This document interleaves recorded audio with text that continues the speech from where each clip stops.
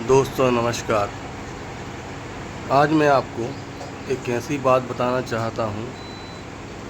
क्या हुआ था सन 2014-15 में अपना मकान बन रहा था जौलपुर नाके वाला, जो कि मेरा पहला मकान था।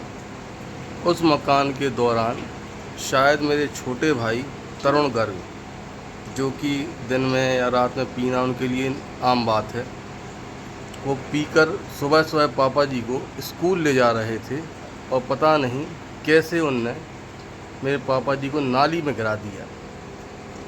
स्कूल के पास में एक नाली है, वहाँ पर गिरा दिया। अब पापा जी का एक हाथ विकलांग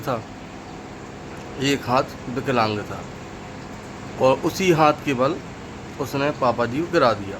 और उस टाइम अपना मैं विवेकानंद कॉलोनी में रहता था, उसी टाइम अपना मकान बन रहा था। तो पापा जी घर पर आए, उनने मुझसे बोला कि बेटा, मार्च का टाइम था, बेटा अब क्या हमारे हाथ में बहुत ज़्यादा दर्द हो रहा है। और ये इस बात की पुष्टि आप मेरी माता जी से भी कर सकते हैं, उनको ही सब चीज़ पता है।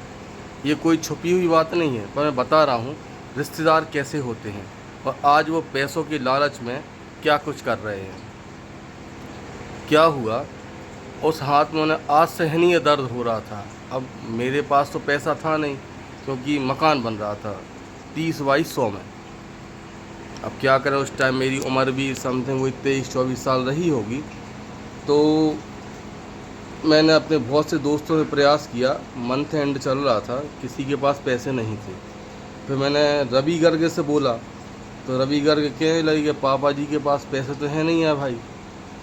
तो इस कुत्ता नुमक व्यक्ति जो है रवि गर्ग, इसने मेरे पास एक लैपटॉप था HP का, जो मेरे पिताजी ने मुझे सन 2012 में 98,000 रुपये का लिया था। इस व्यक्ति ने 13,500 रुपये में वो लैपटॉप मुझसे खरीद लिया। अब आप बताइए, जो व्यक्ति आज प्रॉपर्टी में हिस्सा मांग रहा है, अनुकंपा मांग रहा है, प्रॉपर्टी में हिस्सा मांग रहा है, उस व्यक्ति ने उस टाइम अपने ससुर जी का हाथ टूटे जाने पर, ये देखिए जो ये फ़ोटो में है, ये उनके ससुर जी हैं रविकांत गर्ग जी के, उनके माने मेरा लैपटॉप खरीद कर मुझे उधार पैसे नहीं दिए, इस व्यक्ति ने मेरा लैपटॉप खरीद